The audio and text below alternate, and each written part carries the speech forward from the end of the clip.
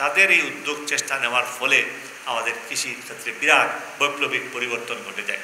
আপনাদের উৎপাদিত ফসল আমাদের মুখে অন্ন যোগাবে। ১৩০০ জন কৃষকের মাঝে ৫ কেজি বীজ, ১০ কেজি পটাশ সার এবং বিয়ানীবাজার উপজেলায় খরিফ ১/২০২৪-২৫ মৌসুমে উফশী আউশ উৎপাদন বৃদ্ধির লক্ষ্যে ক্ষুদ্র ও প্রান্তিক কৃষকদের মাঝে বিনামূল্যে বীজ ও রাসায়নিক সার বিতরণ করা হয়েছে।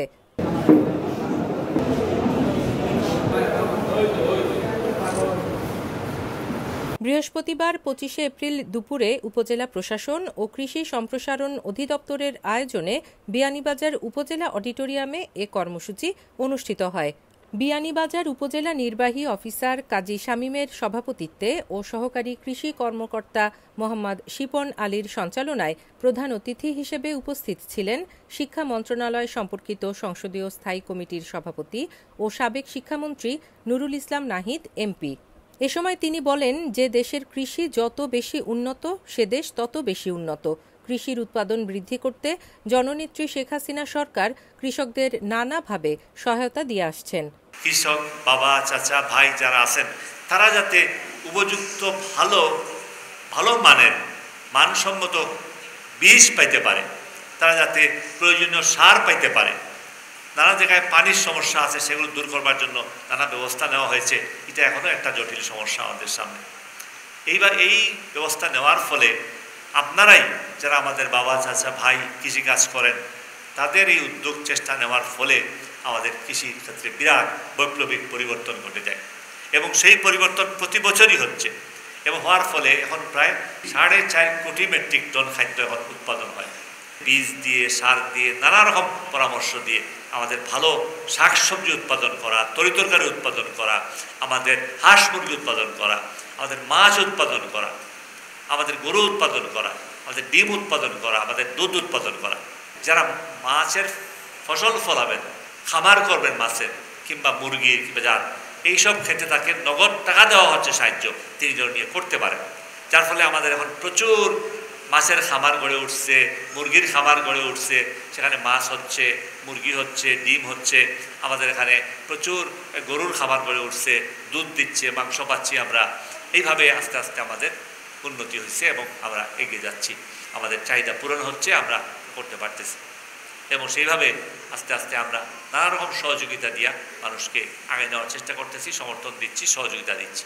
এছাড়াও আরও উপস্থিত ছিলেন বিয়ানীবাজার উপজেলা পরিষদের ভাইস চেয়ারম্যান জামাল হোসেন, সহকারী কমিশনার ভূমি কাজী শারমিন নওয়াজ, উপজেলা কৃষি অফিসার লোকমান হেকিম, বিয়ানীবাজার থানার অফিসার ইনচার্জ দেবদুলাল ধরসহ বিভিন্ন ইউনিয়ন পরিষদের চেয়ারম্যান বৃন্দ।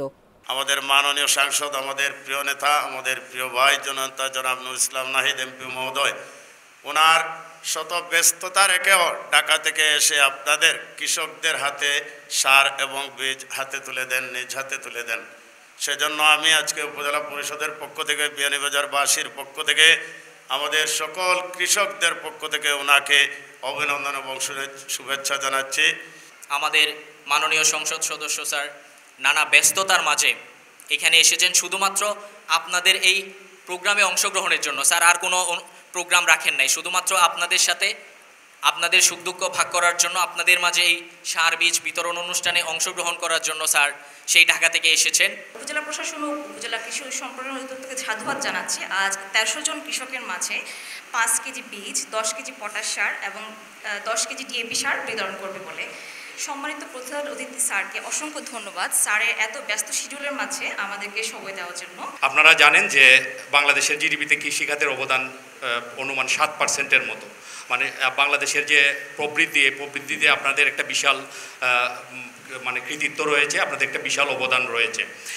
বাংলাদেশ সরকার প্রাণপণ চেষ্টা করছে কৃষকদের পাশে দাঁড়ানোর জন্য, যাতে আপনাদেরকে সব দিক দিয়ে সহযোগিতা করা যায়। 5টি দেশের মধ্যে বাংলাদেশ এখন 10 নম্বর ক্যাটাগরিতে চলে এসেছে কৃষি পণ্য উৎপাদনে। বাংলাদেশ সারা বিশ্বের মধ্যে 94তম দেশ আয়তনের দিক থেকে, কিন্তু যদি কৃষির কথা বলি, কৃষি সফলতার দিক দিয়ে বাংলাদেশের 14তম অবস্থানে রয়েছে। বাংলাদেশ আজকে কাঁঠাল উৎপাদনে প্রথম, আজকে ধান উৎপাদনে বাংলাদেশ দ্বিতীয়, আজকে সবজি উৎপাদনে তৃতীয় অবস্থান রয়েছে। বাংলাদেশ সবজি উৎপাদনে চতুর্থ এবং সেই সঙ্গে আম উৎপাদনে 8ম অবস্থান রয়েছে। সবকিছু পিছনে সফলতা হচ্ছে আপনাদের, এবং আপনাদের সফলতা এবং সেই সঙ্গে আমাদের মাননীয় প্রধানমন্ত্রী যে কৃষির প্রতি ভালোবাসা, আপনাদের সকল প্রতি যে ভালোবাসা, যার কারণে কিন্তু আজকে আমরা অবস্থান পেয়েছি। পরে অতিথিদের উপস্থিতিতে ক্ষুদ্র ও প্রান্তিক কৃষকদের মাঝে বীজ ও রাসায়নিক সার বিতরণ করা হয়।